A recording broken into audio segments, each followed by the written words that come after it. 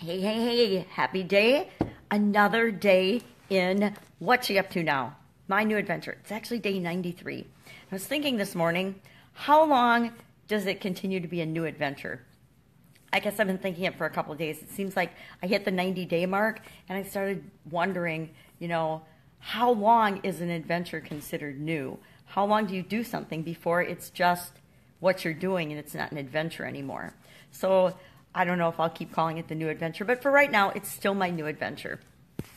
I actually had pretty much a day off yesterday. Made my videos in the morning, threw them up on the computer, and then I went and spent the day with my sister and my grandmother, and then my other sister and her son for his 18th birthday, which is always an exciting birthday.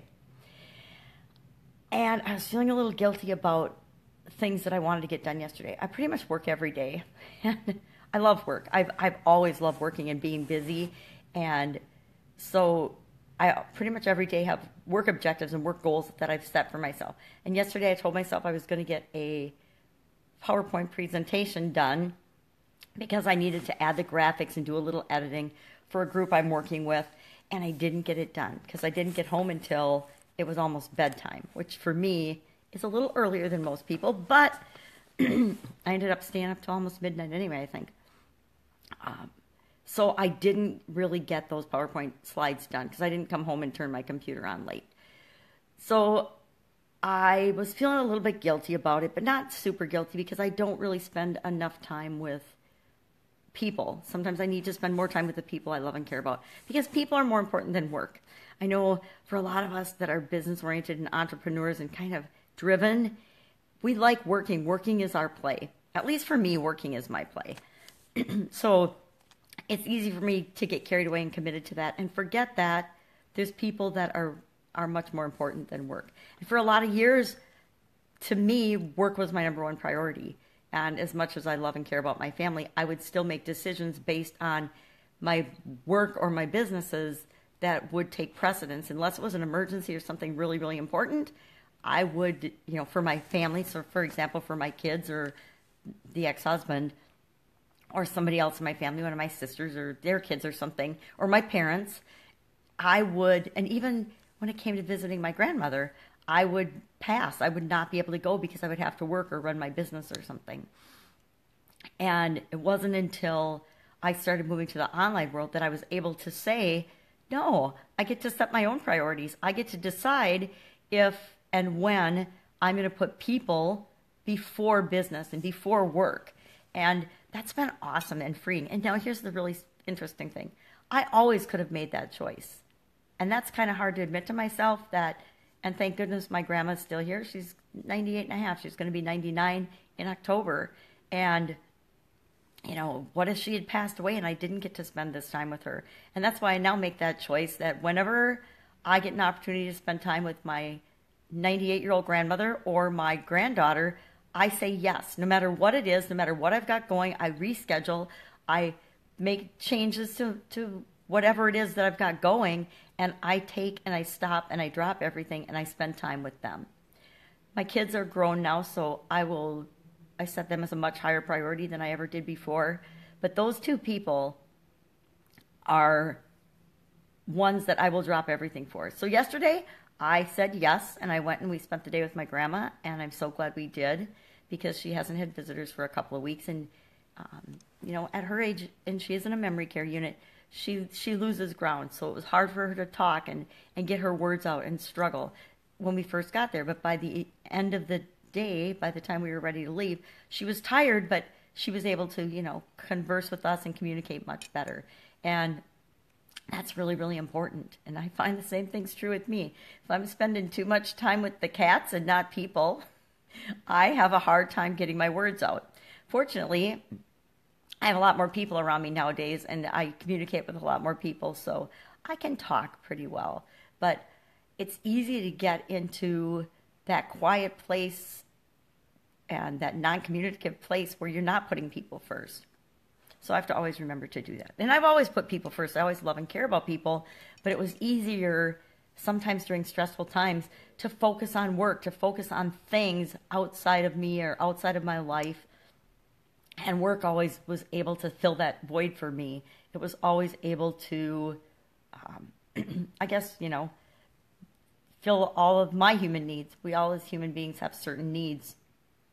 And being an entrepreneur and working and having my own businesses met most of those needs for me. So it was easy to set that as a priority. But nowadays I'm setting people as my priority, and coffee, and getting rid of my froggy throat with my emergency beverage. I have to get that down this morning first thing. So today, of course, I need to finish up those slides that I didn't get done yesterday, which I will do that, first thing this morning as soon as I'm done figuring out what I'm going to do today.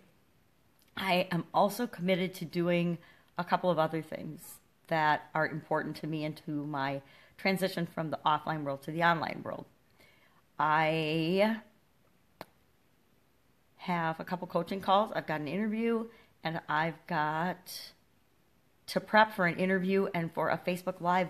This Wednesday, I'm doing a Facebook Live interview with a really fascinating lady that does hair analysis and helps people with their nutrition and their balancing of everything once they get their hair analyzed, because it teaches you what's going on in your body, or what's been going on in your body. I guess you cut a piece right by the scalp. I'm fascinated to find out about the process a little more. I spent a couple hours with her talking on the phone as preparation for that. And it's really fascinating what they can tell about you in terms of minerals and vitamins and things that your body needs that it's not getting, or things that it's got too much of that are actually toxic and showing up in your hair and in your organs because you're getting too much of it. Fascinating stuff. So I'm doing an interview with her on Wednesday for my chronic pain patients and for my podcast, Pajama Grandma Podcast, of course, because I'm the Pajama Grandma. So I'm really excited about that because I'm adding interviews to my podcast. So far, my podcast has been me sharing these daily adventures, which is really scary for me, but it's, giving people a glimpse into what it's like for an old lady, because I'm kind of old, 58, to step out and transition from the corporate life or the world of brick and mortar businesses.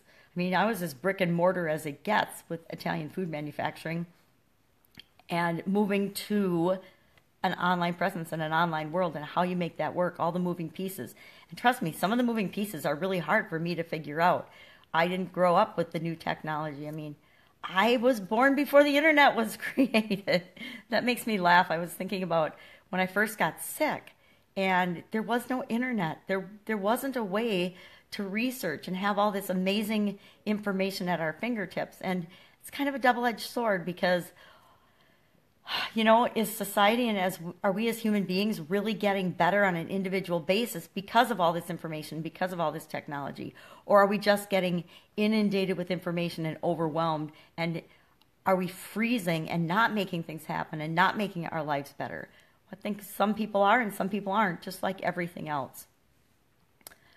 But that is a little bit of what I'm working on and thinking about and doing today. So lots of busy stuff today, lots of interaction with amazing people today, and also a modicum of, or actually a pretty big chunk of computer time. Me and my handy-dandy magnifying glass, we're going to be busy putting together some slides, and then I've already got a couple of people that are going to look over them for, typos and design, since my eyes are being a little iffy these days. So what are you going to do today? I hope you're going to have a fantastic day. I hope you've got something that you're committed to, something that you're excited about, something that's helping you to move your life toward what it is that you want. My goal is to get a super successful online business that I can work in and work at in my pajamas.